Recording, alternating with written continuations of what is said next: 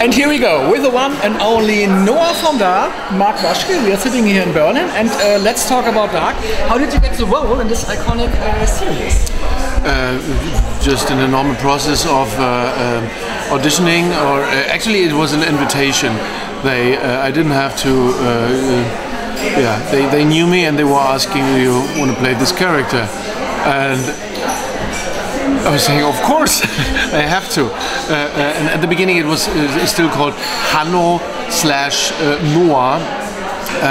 But then in the end, it became just Noah, and it was just an amazing gift that Jantje and Bo made me with this character that is having these beautiful cosmos of ideas in his head, in his body, and who was, at least in the first season, the only one who could travel through times and always stay the same, more or less.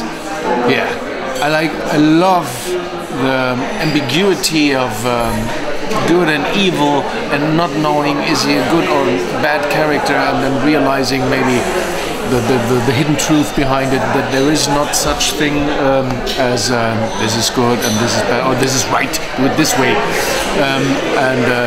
For me, this is the message about the character, maybe about the whole thing. It's about interconnectivity and how life is connected. And then Noah is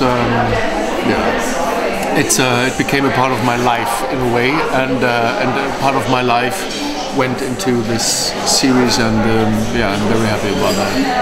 Many people like I think this is one of the most spectacular, best TV shows ever made. Yes. So you have many fans in other countries, like in South America, in Asia. So what did you get back from the fans? Maybe did you write in some love letters, for example, or some fan mail? Yeah. Well, I'm not this social media guy. I have this little Insta channel, but I'm not really using it. But it's really moving and funny, the messages that I got there, and to get a sense of how this series moved so many people, and these questions I was talking about, like who am I, and how can I influence my life, and then what is the guilt of my fathers and my mothers that is going deep, running through our lives all over the world. These are questions that are universal, and and it's especially after this one season, I don't remember which it was, where they were asking all the other actors, which character would you like to perform, and everybody was saying Noah. I was saying yes, but it was me who did it. And you mentioned before this nice meeting with some fans at the set of CSI Berlin. So You can tell us a story. Yeah, there's this German, and it's not a series, but I'm shooting 2 films per year, 90 minutes long. It's called Tatort, and everybody in Germany knows it. It's like the last TV campfire. All the generations are sitting there each Sunday, and up to 10 or 14 million people are watching it. And we were shooting once in the Gendarmenmarkt in the center of Berlin. I was there in my suit as a police officer from Berlin, and there were some people from South America asking, "Are you shooting a film? And what is it?" I was trying to explain this German phenomenon. It's called Tatort. It's like CSI Berlin. It's 2 cops, and okay, and you are one of the cops. You're an actor. Yeah? No, wait a second. And then and there's always this change in the face when people are realizing, no, you are Noah? No, come, please. Oh my God, it's the priest, it's him. It's always very funny. It's also, there's a spa in Berlin where I sometimes go, and I'm standing there in my robe and sweating and having a red face, and the guy says, no. I said, please, go on with the sweating thing, but I don't want to talk about Noah here, half naked in the spa. But it's really, it's a good feeling to see how it empowers people. Yeah. What did you think? What was your most favorite day on set? Did you remember some special day where maybe some funny things happen or some things go wrong that shouldn't go wrong? Well, in general, acting for me is so much about physical presence and awareness. And sometimes the scenes where you don't have so many lines are much more important. Even I have some beautiful long monologues as Noah that I love. For example, this one in front of the church at this cemetery. But there was this one scene where I was just cleaning the bunker with my naked upper body and this beautiful, huge tattoo on my back that is real. No, and I had this hours sitting in the makeup room for the tattoo, and then we were shooting the scene, and I'm doing only just a little bit yoga and sometimes running. I hate going to the gym and doing this, but I had the ambition. Okay, now we're shooting this scene, and I did some pull-ups and some push-ups before this shooting of the cleaning of the bunker scene. And it became like a dance, and the director and the camera operator were so fascinated. They're saying, "Okay, now we do another shot.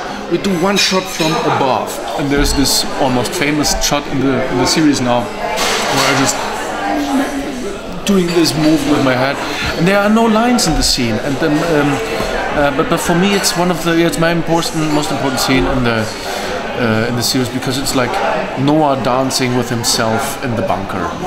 Yeah. Also a little bit. Don't want to talk about it too much. Just watch it. And if you did have a time machine in real life, where would you go and why? So which century? Future, past?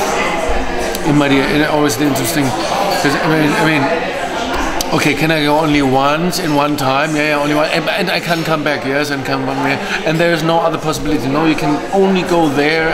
And then the next question: can I change something? The first question is, who said it a few weeks ago? With this time machine question, everyone said, I would go back and kill Hitler. Maybe, and then what? And then everything would be different here. Many people are saying I love the 20s. Actually, I would love to go much further backwards.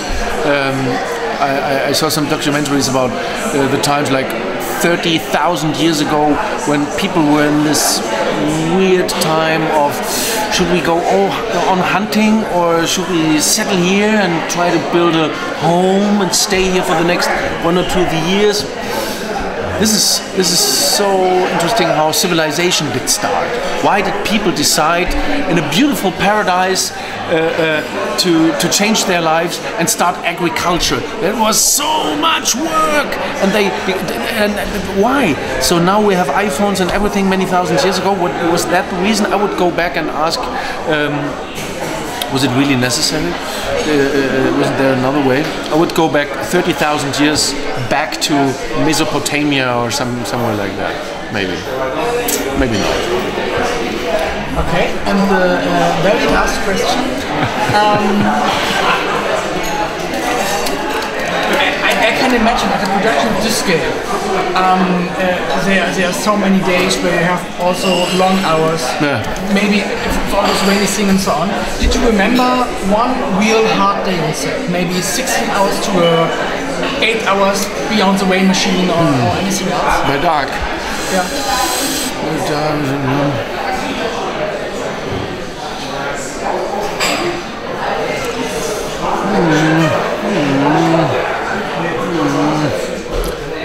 I mean, I love working. I love shooting for many hours. It was hard shooting in the forest.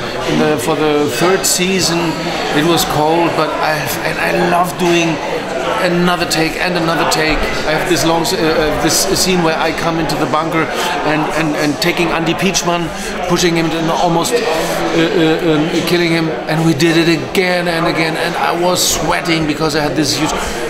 But I love it. There's nothing to.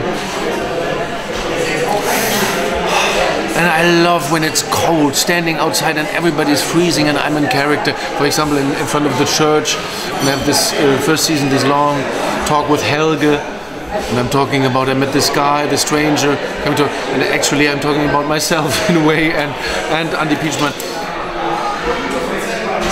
And I love the cold. No, there's nothing to... Was war besonders krass?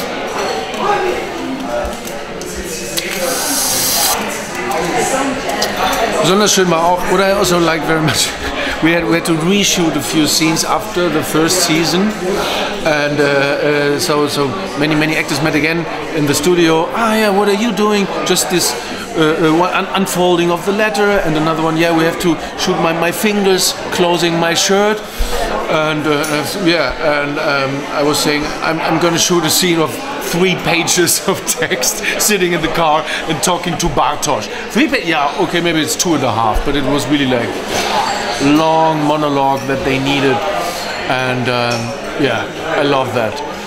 This is like theater and film. It's like sitting there and going really into something.